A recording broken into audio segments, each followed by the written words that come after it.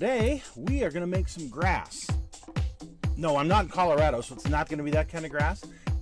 It's our techniques that are so simple and sensible, your mowers would practically build themselves.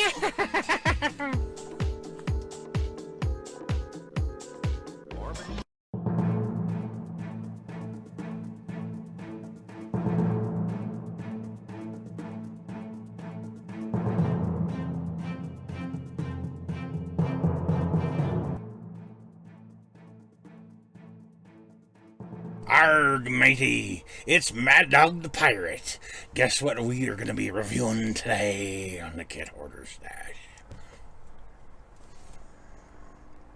Guess what we're going to review today? You know what I've been reviewing, and I got the latest one in the series. I got the Blunderbuss. Okay, we're going to review and build this just like we did the other couple of pistols, the other couple pirate pistols. This is the Blunderbuss in the series. The only one left to get is the that French wheel lock, which looks pretty cool. But yeah, this is the 1-to-1 scale Blunderbuss. Let's get started by opening it up. We'll plunder what's inside.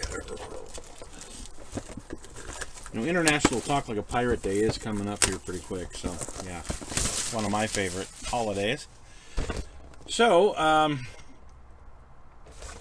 the pirate it's got on the front is William Dampier. I don't know much about him. We'll find out more about him, I'm sure.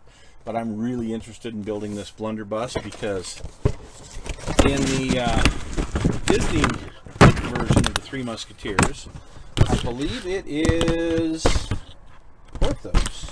Yeah, carries one of these through part of the movie. So let's open up the plastic.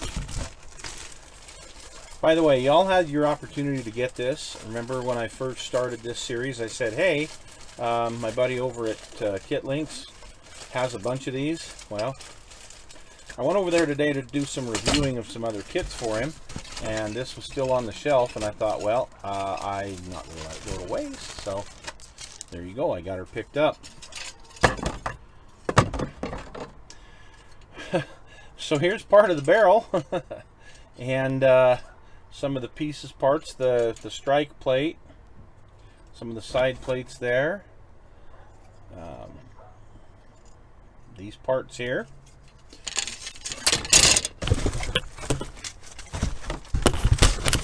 Remember, there's not a whole lot of pieces, parts to these kits. Here's the destructions, and the rest of the destructions. You know, pretty simple. Probably be able to build this thing here this evening, watch a movie or something, get it built, and then over the weekend we'll get it painted and finished. Oh, I like it when they tape the bag like that. Makes it difficult to get into. All right, let's see what we got here.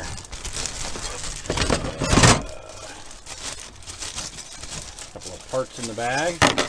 Looks like this is the nameplate, the little Blunderbuss tag, and the little wall hanging plate. We got the flint right here. I'm just going to take that off, and part of the ramrod here. The rest of this is just a plastic tree we're getting rid of, and then here's your two halves of this thing. So, and that's it. You know, pretty simple and straightforward. So we're going to get going on building this tonight, and I went to the Halloween store, as you can tell. It was a date night with my daughter. We like to go to the craft store because, you know, we're crafty people, and we like to go out for Mexican food, so we do that about once a month. And tonight, well, the Halloween store had opened up, so, and I got this stuff. Good for me. All right, stick with us. We're going to get this thing done. It's going to be awesome. So the build went pretty good. There was a couple of fit issues with the stock that we'll talk about later. But the big problems I ran into is, look at these little sinks. I mean, these are terrible. And they were all over the stock, and the hammer, several different places. I had to, fill these low spots in. Just really a drag.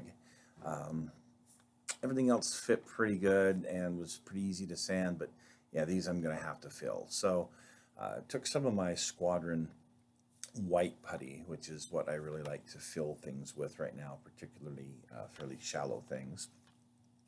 And I mixed that up with a little bit of the Mr. Color Thinner. And it's not an exact science. I just kind of make a little paste out of it and put it in there and then sand it off. So then I primed the stock. Once it was all together, I primed it with my 2X red primer, flat red primer, because, well, it's going to be brown, so I might as well use that as the base for it. And in looking at it, turned out pretty good. The big fit problem was along the bottom seam. There was definitely some gaps, and I did fill some of them. Had to use super glue on some of them. I mean, it just really was not as good of a fit as some of the other pistols I built. Now for the color, I'm going to use Leather by Testor's Model Master. I have some of this left, and I'm going to use that for the stock. For the metal parts, I am actually going to use this Rust-Oleum Metallic Dark Steel. I've been using this on some other projects. I really like the look of it, and we're going to use that for all the metal parts on this particular pistol. So I'm going to go ahead and spray those. I did not prime them. I just went ahead and shot them with the dark steel, made sure I covered them thoroughly, and I do like the look of this. I think this is going to work for what I want to do. So we got the stock together, and you can see how the color turned out here. I did give it a coat of Future Floor Care, and then I assembled everything. And the fit wasn't too bad. The metal parts seemed to go in okay. And as you can see, this is just the painted and assembled. No detail. Not a bad looking pistol, but we're going to do some washing and highlighting and really make this thing pop.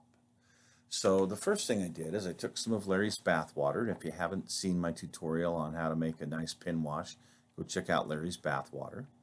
And I washed all of the panel lines and all of the areas that we want all of this detail to stick out. And that was quite a bit, actually. I had to go over it two, and in some areas 3 times.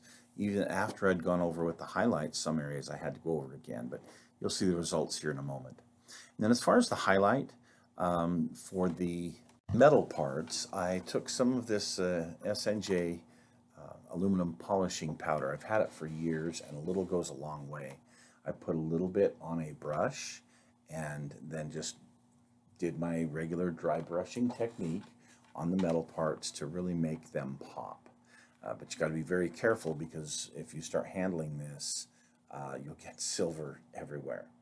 As far as the wood, I went ahead and added a little bit lighter brown in the Testor's line, and I can't remember what color this was. It's more of a fleshy type tone. In fact, I think it is. I think it's the dark tint of their flesh tone that they had out years and years ago. I have some of that left over. Anyway, I dry brushed the wooden areas to make those kind of pop. And so here we are with the final result. After I'd gone ahead and given the whole pistol a nice coat of a clear coat, actually. I sprayed a clear coat on this. And then I went over that with some polishing pads to kind of dull down the shine a little bit on the wood. And you can see how the scroll work here on the top turned out with that Larry's bath water and with using the SNJ powder. How that really makes the highlights pop, and that Larry's bath water gets down into those low areas and really help with that contrast. So visually, from a little bit of a distance, this thing really does stand out. And then here we are again with, you can see the Larry's bath water down in the wood areas and down through that scroll work. And the same here on the butt of the gun with Larry's bath water in those very shallow engravings on there. Now, this was before I put the SNJ on. I had done the wash, but I had not put the SNJ on this back part of the butt.